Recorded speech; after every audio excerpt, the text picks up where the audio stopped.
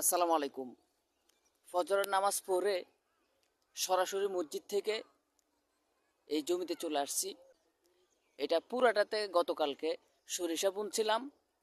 তো আজকে ফজরের নামাজের পরপরই লাইন টানা শুরু করেছি, যেটাকে আমরা কেল বলি। তো এখানে 8টা কেল টানছি পুরাটা জমিতে।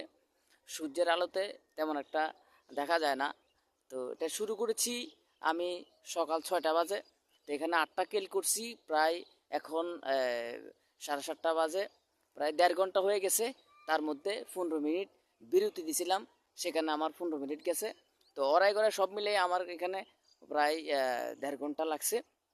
তো ফজরের নামাজের পর পরই আপনারা যারা কৃষিকাজ করেন তারা অবশ্যই ফজরের নামাজ পড়ে কৃষিকাজ করবেন, তাহলে আপনারা অতি দ্রুত আগায় যেতে পারবেন, সফল হতে পারবেন। আমি বারবার বলতেছি, যারা কৃষিকাজ করেন আপনারা সকালবেলা কাজ করার চেষ্টা করবেন, এখানে ক্লান্তি কম হয়।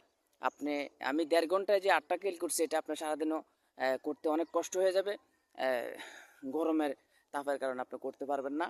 তো যারা আপনাদের যাদের ডায়াবেটিস আছে তারা অবশ্যই আপনারা দৌড়াদৌড়ি না করে, ব্যায়াম না করে এই অল্প অল্প কৃষিকাজ করবেন, বা বাড়ির আঙিনায় সবজি টবজি বিভিন্ন জিনিস যেগুলো আপনার ফ্যামিলির চাহিদার জন্য লাগে এগুলো আপনারা করবেন, অল্প অল্প করে করবেন। ইনশাল্লাহ আপনারা ব্যায়াম করা লাগবে না।